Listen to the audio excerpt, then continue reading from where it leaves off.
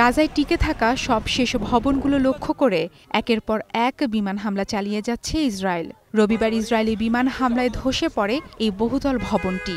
বাদ যাচ্ছে না হাসপাতালও। ধসে পড়া এসব ভবনের নিচে আটকা পড়েছে বহু মানুষ। একদিকে বিমান হামলা, অন্যদিকে গাজা উপত্যকায় চলছে ইসরায়েলি বাহিনীর স্থল অভিযান। তাল আল হাওয়া ও সাবরা সহ আশেপাশে বিভিন্ন এলাকায় অবস্থান নিয়ে গোলা ছুড়ছে ট্যাঙ্কগুলো। ফিলিস্তিন কর্তৃপক্ষের স্বাস্থ্য মন্ত্রণালয় বলছে, গেল ২ বছর ধরে চলা ইসরায়েলি গণহত্যায় গাজায় মৃতের সংখ্যা ৬৬,০০০ ছাড়িয়ে গেছে। মানবাধিকার সংগঠনগুলোর অভিযোগ, এসব হামলায় ফায়ার বেল্ট নামের নিষিদ্ধ অস্ত্র ব্যবহার করা হচ্ছে, ফলে পুড়ে গিয়ে মৃত্যুর সংখ্যা বাড়ছে।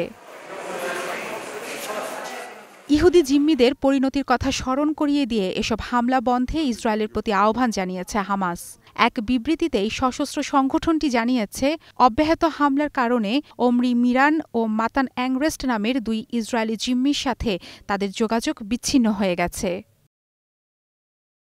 ইসরায়েলি প্রধানমন্ত্রী বেনিয়ামিন নেতানিয়াহুর দাবি, যুদ্ধবিরতির জন্য হামাসকে আগে অস্ত্র সমর্পণ করতে হবে, তবেই হামাস নেতাদের সাধারণ ক্ষমা ঘোষণা করতে পারে ইসরায়েল। לא תקום מדינה פלסטינית ממערב לירדן. במשך שנים אני מנעתי את הקמתה של מדינת טרור זו. এদিকে গাজায় যুদ্ধবিরতি কার্যকর করতে ২১ দফা শান্তি প্রস্তাব নিয়ে আলোচনা চালিয়ে যাচ্ছেন মার্কিন প্রেসিডেন্ট ডোনাল্ড ট্রাম্প। হামাসের হাতে আটক জিম্মিদের মুক্তি, কাতারের মতো বন্ধু দেশগুলোতে ইসরায়েলি হামলা বন্ধ করা ও যুদ্ধ অবসানের বিষয়ে জোর দেওয়ার কথা জানান ট্রাম্প।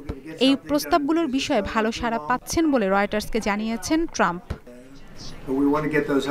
মারফতুন রুচি, স্টার নিউজ।